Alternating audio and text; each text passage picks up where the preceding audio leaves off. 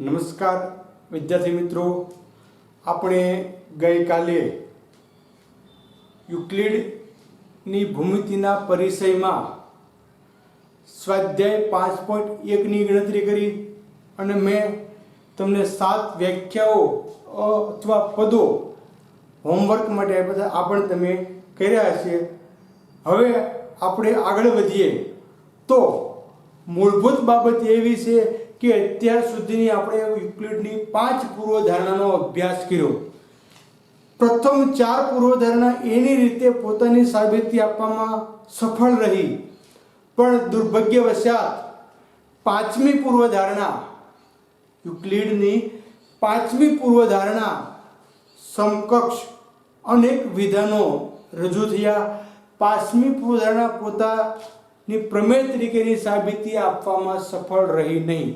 Euclid પોતાની 5મી પૂર્વધારણાને સફળ રીતે સાબિતી ન અપાવી શક્યો અને જેના કારણે ભવિષ્યમાં યુક્લિડની 5મી પૂર્વધારણા સમકક્ષ ઘણા બધા વિધાનો થયા, જે પૈકી આપણે એની 5મી પૂર્વધારણા સમકક્ષ થયેલા વિધાનોમાં એક પ્લેફોરની પૂર્વધારણા આવે છે અથવા પ્લેફોરની વ્યાખ્યા આવે છે કે સ્કોટલેન્ડના ગણિતશાસ્ત્રીએ યુક્લિડની જે 5મી પૂર્વધારણા છે, કઈ હતી 5મી પૂર્વધારણા? કે બે રેખાઓને કોઈ ત્રીજી રેખા છેદે, જો બે રેખાઓને કોઈ ત્રીજી રેખા છેદે તો છેદિકાની એક બાજુના અંતઃકોણોનો સરવાળો બે કાટખૂણા કરતાં ઓછો હોય. છેદિકાની એક બાજુના અંતઃકોણોનો સરવાળો બે કાટખૂણા કરતાં ઓછો હોય તો તે ખૂણાઓ તરફ અનંત સુધી લંબાવતા બંને રેખાઓ પરસ્પર છેદે છે. આ વાત જે હતી એ 180 90 + 90 180, બે કાટખૂણા 180 કરતાં નાના હોય તો એ બાબત સમકક્ષ ઘણા બધા વિધાનો રજૂ થયા અને જેમાં સૌથી વધુ મહત્વનું કોઈ વિધાન હોય તો તે પ્લેફોરનું વિધાન છે. એટલે આપણે જોઈએ પ્લેફોરની પૂર્વધારણા. તો આ 10મો પોઈન્ટ આવશે. 9મો પોઈન્ટ પ્રમેયનો લખ્યો તો આપણે યુક્લિડની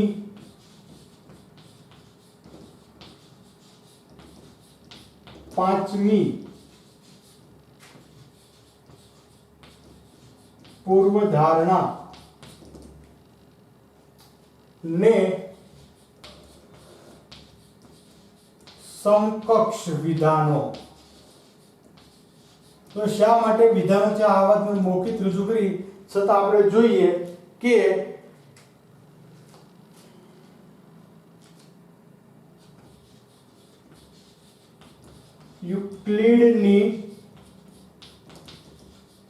યુક્લિડ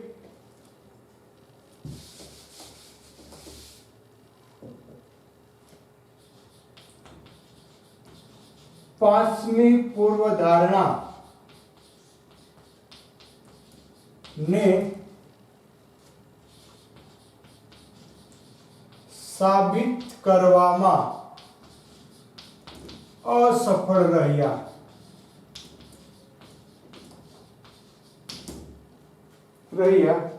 અને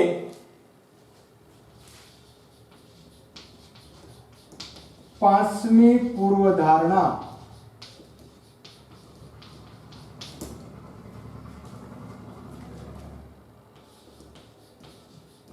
સમકક્ષ અનેક વિધાનો થયા.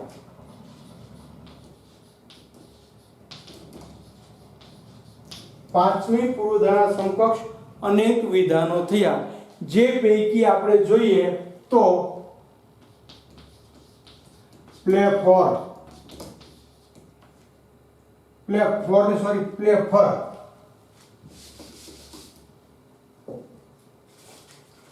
તે પૈકી આપણે જોઈએ તો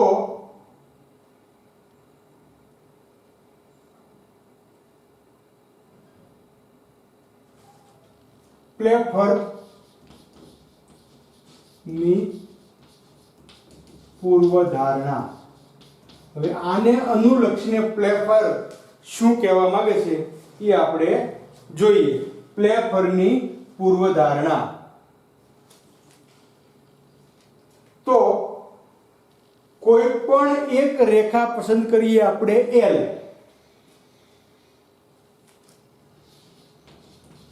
રેખા L અને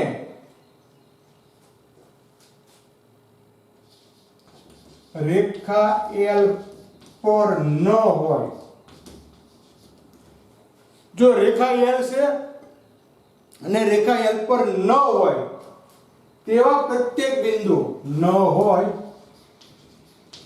તેવા પ્રત્યેક બિંદુ, કોઈ પણ બિંદુ તમે લો, બિંદુ P માટે, જો અહીંયા આપણે ખ્યાલ આવશે કે રેખા L છે પણ બિંદુ P રેખા L ઉપર નથી, એટલે રેખા L અને રેખા L પર ન હોય તેવા પ્રત્યેક બિંદુ P માટે એક અનન્ય રેખા M, એક અનન્ય રેખા M એવી હોય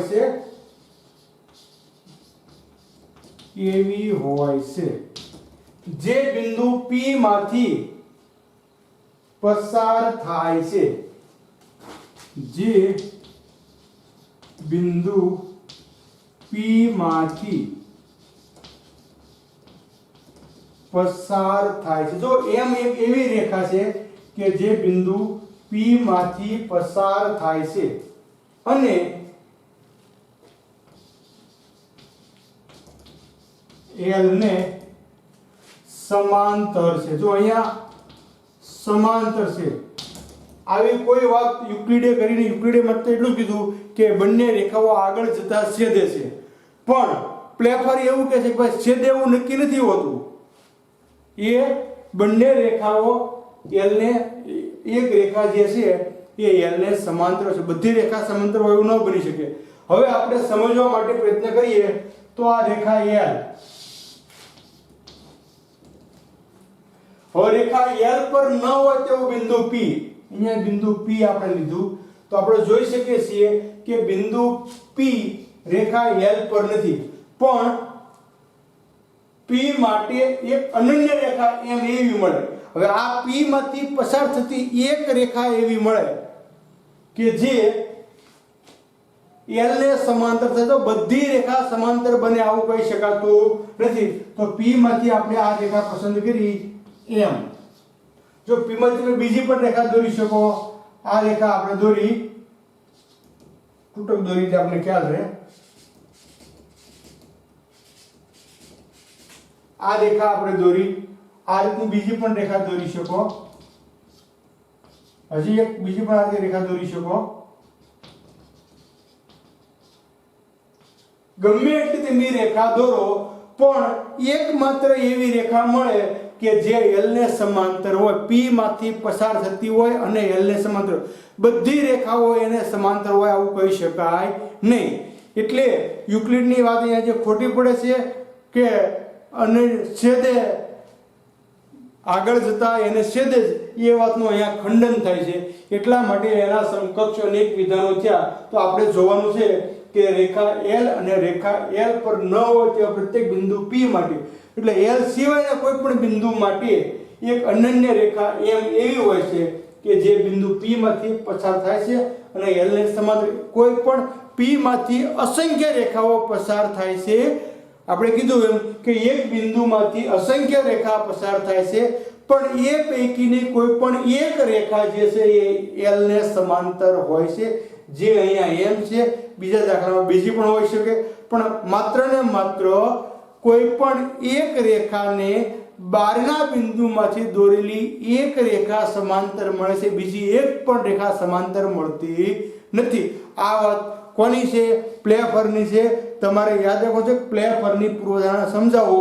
એમાં તમારે આ આકૃતિ જોવાની છે અને આ લખાણ છે કે રેખા L અને રેખા L પર ન હોય તેવા પ્રત્યેક બિંદુ P માટે એક અનન્ય રેખા M એવી હોય છે કે જે બિંદુ P માંથી પસાર થાય છે અને રેખા L ને સમાંતર હોય છે. એક અને માત્ર એક રેખા સમાંતર મળે છે એક જ બિંદુમાંથી પસાર થતી.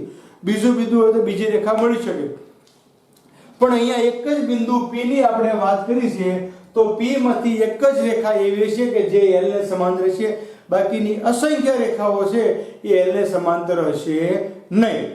એટલે આપણે એટલું જ યાદ રાખવાનું છે કે કોઈ પણ રેખાને સમાંતર બહારના બિંદુમાંથી એક રેખા મળે છે પ્લેફોરની વ્યાખ્યા પ્રમાણે અથવા પ્લેફોરની પૂર્વધારણા પ્રમાણે. તો નેક્સ્ટ આપણે હવે પછીનો પોઈન્ટ જોઈએ, 11મો પોઈન્ટ, અયુક્લિડી ભૂમિતિ. યુક્લિડની ભૂમિતિ વિશાળ છે પણ છતાં એના બહાર પણ ઘણું બધું રહી ગયું છે, તો એનો આપણે વિશેષ અભ્યાસ કરીએ.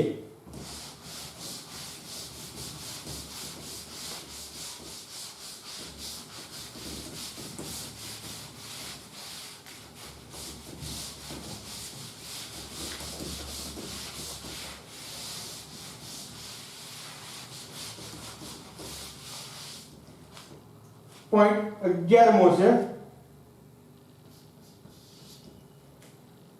અયુક્લિડીય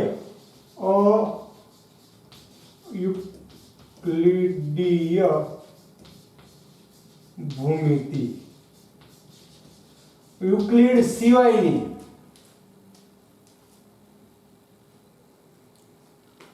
યુક્લિડ પાંચમી પૂર્વધારણાને યુક્લિડ પાંચમી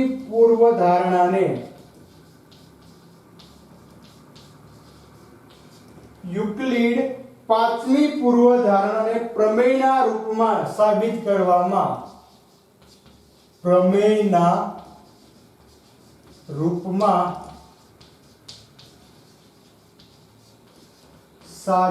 કરવામાં યુક્લિડ પોતાની પાંચમી પૂર્વધારણાને પ્રમેયના રૂપમાં સાબિત કરવામાં અસફળ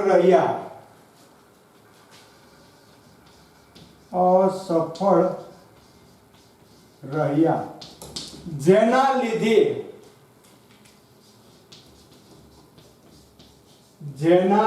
યુક્લિડ પોતાની પાંચમી પૂર્વધારણા સાબિત કરી શક્યા નહીં. ચાર પૂર્વધારણા સાબિત થઈ ગઈ, પણ ચાર પૂર્વધારણા પછીની પાંચમી પૂર્વધારણા એ સ્વયં સિદ્ધ સત્યો કે ચાર પૂર્વધારણાને અનુલક્ષીને સાબિત થઈ શકી નહીં. એટલે પોતાની પાંચમી પૂર્વધારણા સાબિત કરવામાં અસફળ રહ્યા અને જેના લીધે બીજી ભૂમિતિની રચના થઈ. પોતે અસફળ રહ્યા અને એના લીધે બીજી ભૂમિતિની રચના થઈ, તેને અયુક્લિડીય ભૂમિતિ કહે છે. બીજી જે રચના થઈ એને અયુક્લિડીય ભૂમિતિ કહે છે. હવે આ ભૂમિતિ મૂળ ભૂમિતિ કરતા ઘણી બધી અલગ છે.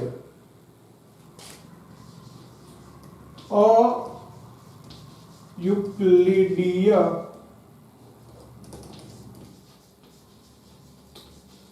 ભૂમિતિ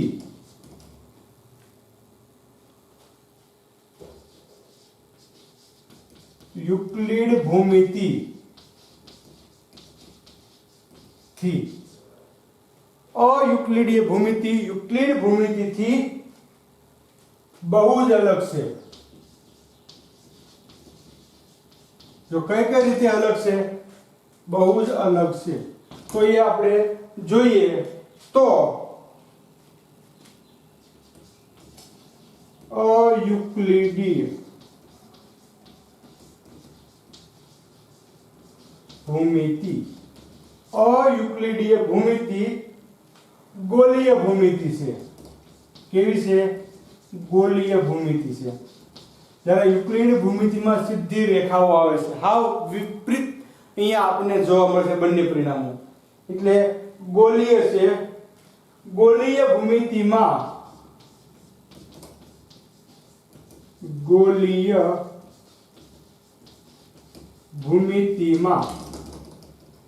રેખાઓ સીધી હોતી નથી,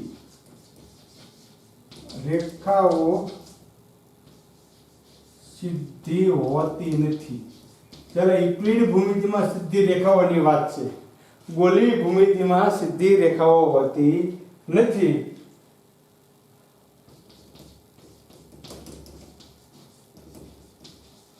ગોલીય ભૂમિતિમાં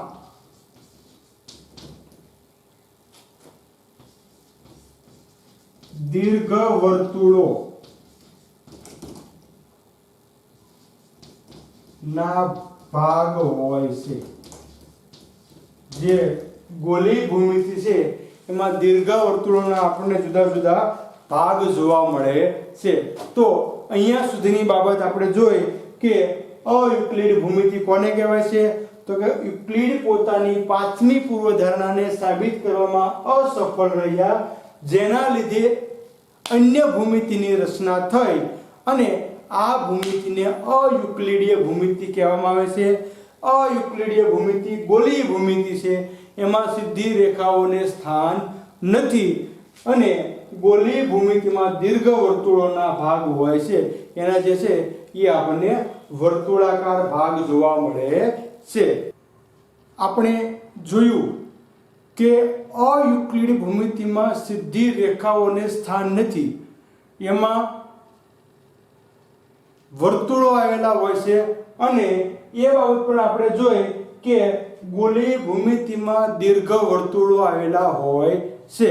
એના અનુસંધાને આપણે જોઈએ તો ગોલીય ભૂમિતિમાં આગળ જોઈએ તો ગોલીય ભૂમિતિમાં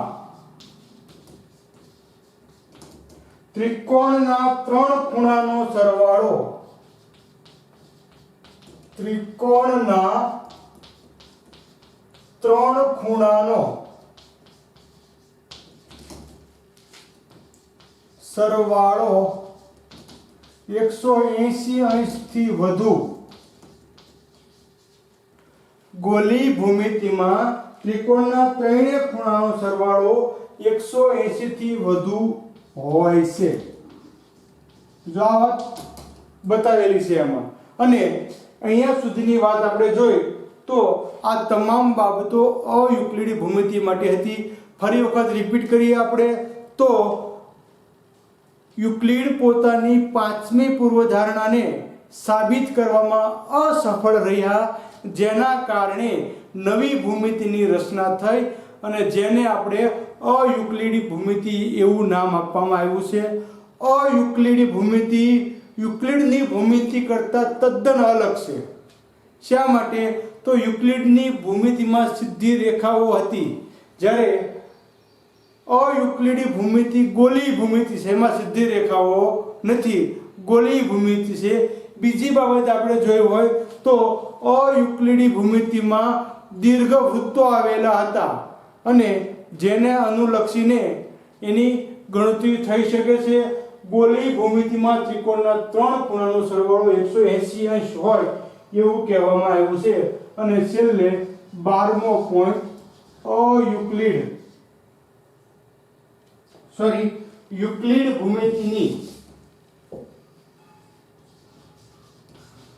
યુક્લિડ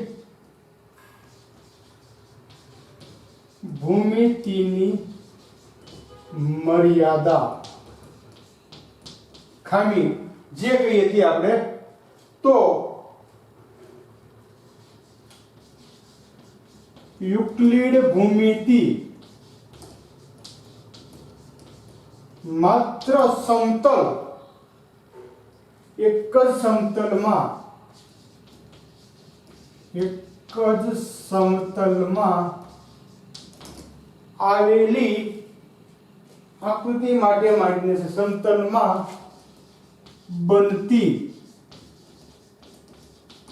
આકૃતિ માટે માન્ય છે. યુક્લિડની ભૂમિતિ છે માત્ર એક જ સમતલમાં બનતી આકૃતિ માટે માન્ય છે. વક્ર સપાટીમાં તે નિષ્ફળ જાય છે. વક્ર સપાટીમાં યુક્લિડની ભૂમિતિ જે છે એ નિષ્ફળ નીવડશે, જેના માટે અયુક્લિડી ભૂમિતિની રચના થઈ અને એના અભ્યાસથી આપણે વૃત્તુળ અથવા વૃત્તખંડોની માહિતી મેળવી શકીએ છીએ. અને ત્યાર પછી એક પોઈન્ટ આપણે પ્લે ફોર્મમાં રહી ગયેલો બાકી છે, જોઈ લઈએ. તો બે ભિન્ન રેખાઓ, બે ભિન્ન અને એકબીજાને છેદતી, બે ભિન્ન એટલે જુદી જુદી હોય અને એકબીજાને છેદતી રેખાઓ, એકબીજાને છેદતી રેખાઓ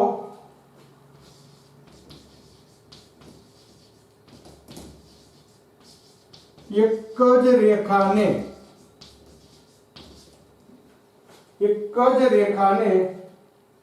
સમાંતર હોઈ શકે નહીં,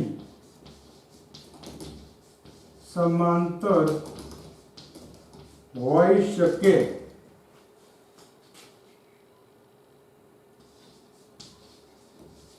બે ભિન્ન અને એકબીજાને છેદતી રેખાઓ એક જ રેખાને સમાંતર હોઈ શકે નહીં. દાખલા તરીકે આપણે જોઈએ અહીંયા કે બે જુદી જુદી રેખાઓ છે. આ રેખા M, આ રેખા N. આ બે ભિન્ન અને એકબીજાને છેદતી રેખાઓ છે. હવે અહીંયા તમે બીજી કોઈ પણ એક રેખા દોરો, આ રેખા L, તો રેખાઓ એક જ રેખાને સમાંતર હોઈ શકે નહીં. એનો અર્થ એવો થયો કે M અને N બંને L ને સમાંતર ક્યારે ન હોઈ શકે, બેમાંથી એક હોઈ શકે. અહીંયા તમે જુઓ તો M કદાચ હોઈ શકે પણ N સમાંતર હોઈ શકતી નથી. N તો અહીંથી આગળ વધતા અટકી જાય છે અથવા છેદ બિંદુ મળે છે.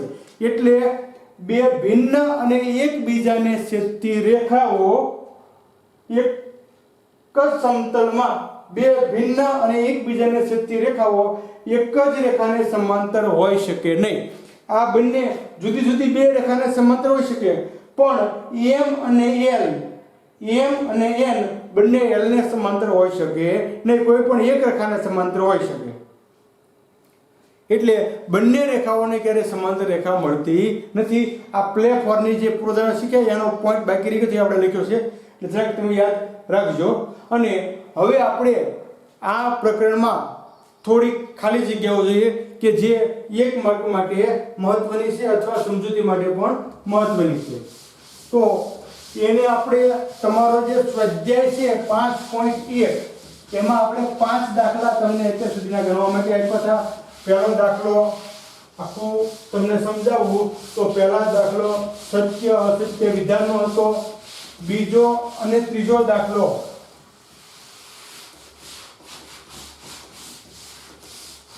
ત્રીજો બે દાખલા જે છે અને ચોથો 3 દાખલા મેં તમને ગણાવ્યા હતા.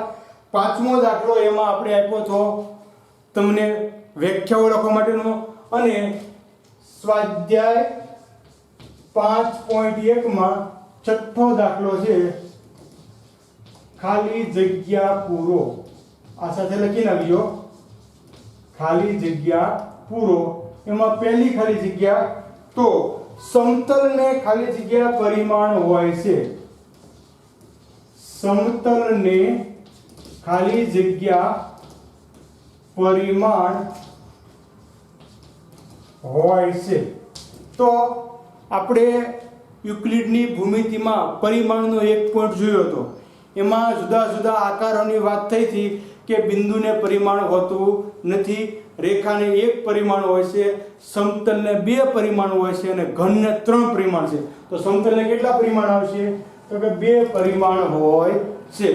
નેક્સ્ટ બીજો વિકલ્પ આપણે જોઈએ તો બે ભિન્ન બિંદુઓમાંથી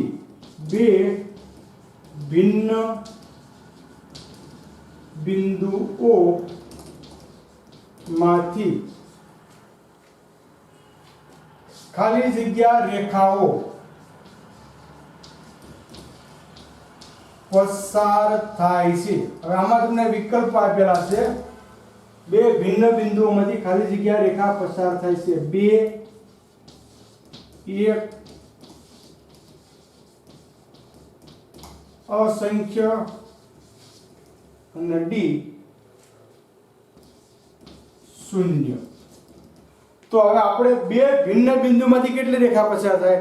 તો મોટા ભાગે તો કે બે બિંદુમાંથી બે રેખા પસાર થાય. આપણી માનસિકતા એવી છે, પણ વાસ્તવિકતા આપણે જોઈએ તો પૂર્વધારણામાં આપણે ભણી ગયા હતા કે બે બિંદુમાંથી એક અને માત્ર એક જ રેખા પસાર થાય છે. એક બિંદુથી બીજા બિંદુ સુધી થઈને પસાર થતી સીધી એક જ રેખા મળે છે પૂર્વધારણા પહેલી, અથવા બે ભિન્ન બિંદુઓમાંથી પસાર થતી રેખા અનન્ય હોય છે, એટલે એક જ હોય છે. એક બિંદુમાંથી અસંખ્ય પસાર થાય એટલે અસંખ્ય નહીં આવે, પણ અહીંયા એક આવશે એટલે બે વિકલ્પ આપણો આવશે કે બે ભિન્ન બિંદુઓમાંથી એક રેખાઓ પસાર થાય છે અથવા એક રેખા પસાર થાય છે. ત્યાર પછી ત્રણ અસમરેખ બિંદુઓ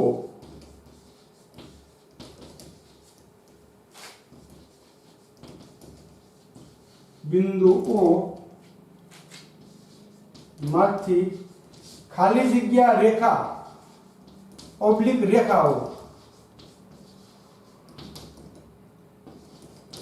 પસાર થાય છે. જો એક આવતું તો ખાલી રેખા આવે, એક કરતા વધુ હોય તો રેખાઓ આવશે. હવે ત્રણ બિંદુઓ તો કેટલી રેખા પસાર થાય? ત્રણ બિંદુ અસમરેખ છે, સોરી ત્રણ સમરેખ બિંદુમાંથી. હવે ત્રણ અસમરેખમાંથી રેખા પસાર જ ન થાય. ત્રણ સમરેખ બિંદુમાંથી કેટલી રેખા પસાર થાય? તો આપણે જોઈએ કે ભાઈ આ એક રેખા છે, અહીંયા એક બિંદુ છે, અહીંયા બીજું બિંદુ છે, અહીંયા ત્રીજું બિંદુ. તો ત્રણેયમાંથી કેટલી રેખા પસાર થાય છે? તો આપણી નજર સમક્ષ છે કે માત્ર એક રેખા પસાર થાય છે. ત્રણેય બિંદુમાં થઈ અને એક રેખા પસાર થાય છે. આ રીતે વિદ્યાર્થી મિત્રો આપણે એના જવાબ લખી શકીએ છીએ. હવે આજે આ પ્રકરણ અહીંયા પૂર્ણ થાય છે. એ પહેલા સમગ્ર પ્રકરણ આપણે પરીક્ષાલક્ષી મોડમાં જોઈ લઈએ. તો પરીક્ષા માટે આમાંથી 2 માર્કમાં પૂછાય એવું મોહેંજો-દડોમાં ભૂમિતિનો ઉપયોગ ક્યાં ક્યાં થયો હતો. આ પ્રશ્ન 2 માર્કમાં આવી શકે. બીજી બાબત, સુલભા સૂત્રની સમજૂતી આપો. આ પ્રશ્ન 2 માર્કમાં આવી શકે.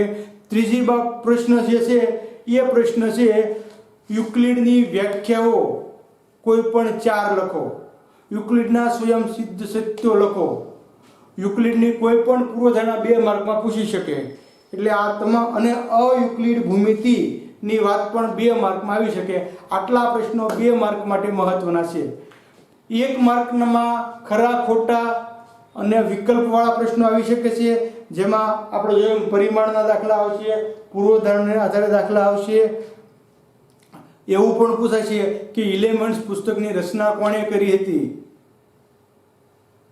બરોબર.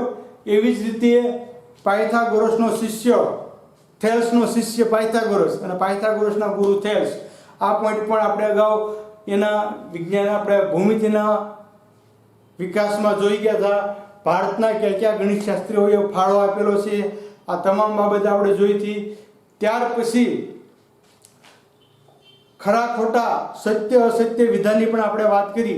એટલે કોઈ પણ રીતે આપણને આમાંથી પ્રશ્ન આવે તો તમારે માત્ર એટલું જ કરવાનું છે કે મેં જેટલું લખાવેલું છે બોર્ડ ઉપર આટલું તમારે વ્યવસ્થિત તમારી પાકી નોટબુકમાં લખી નાખવાનું છે. અને લખાઈ ગયા પછી એનું નિયમિત થોડું રિવિઝન કરી અને તમામ બાબત જે છે આપણે મુખપાઠ કરવાની છે, જેથી કરીને આપણે અત્યારે આપણી બુક છે ભવિષ્યમાં જ્યારે આપણી સ્કૂલ શરૂ થાય ત્યારે આપણે તાત્કાલિક ધોરણે એનું રિવિઝન કરી શકીએ. એટલે તમારે ખાસ કરીને ઘરે રહી અને અડધી કલાકનો જે આપણો લેક્ચર હોય એની પાછળ તમારે મિનિમમ 2 કલાકનું રિવિઝન અથવા રીડિંગ કરવાનું છે, અને તો જ તમારી પાસે એ વિષયની પકડ આવશે. એટલે તમામ વિદ્યાર્થી મિત્રોને ખાસ વિનંતી છે કે ઘરમાં રહી અને વધુમાં વધુ સમયનો સદુપયોગ કરી અને આપણા અભ્યાસનો મહાવરો કરો, વાંચન શરૂ રાખો. બીજી બાબત તમારા વાલીને પણ તમારે જણાવવાની છે કે શક્ય બને ત્યાં સુધી ઘરની બહાર બીજાને મળવાનું ટાળવાનું, અને છતાં પણ કામ સંજોગે જવાનું થાય તો ખાસ સોશિયલ ડિસ્ટન્સ જાળવે, મોં ઉપર માસ્ક હંમેશા પહેરે, અને જ્યારે ઘરે આવે ત્યારે ઘરેથી આવી વખત સાબુથી હાથ ફરજિયાત ધોય. આ મહામારીથી બચવાનો આ શ્રેષ્ઠ રસ્તો છે. સહેલામાં સહેલો અને સારામાં સારો ઉપાય છે ઘરે આવીને હાથ સાબુથી ધોઈ નાખવાના, નાહી લેવાનું. એટલે આપ ઘરે રહી વધુમાં વધુ અભ્યાસ કરો એ માટે અમે સતત ચિંતિત છીએ. એના માટે નવા નવા પ્રયત્નો કરીએ છીએ. વિશેષ અભ્યાસ કરી અને તમને વધુમાં વધુ નોલેજ મળે આવા પ્રયત્નો કરીએ છીએ. ત્યારે તમે ઘરે રહી શાંતિથી અભ્યાસ કરો અને આ મહામારીમાં બસો એવી માં ભગવતીને પ્રાર્થના કરી આજનું લેક્ચર પૂરું કરીએ અને આ પ્રકરણ પૂરું કરીએ. હવે નવા પ્રકરણ સાથે ફરી પાછા મળીશું. ખૂબ ખૂબ ધન્યવાદ.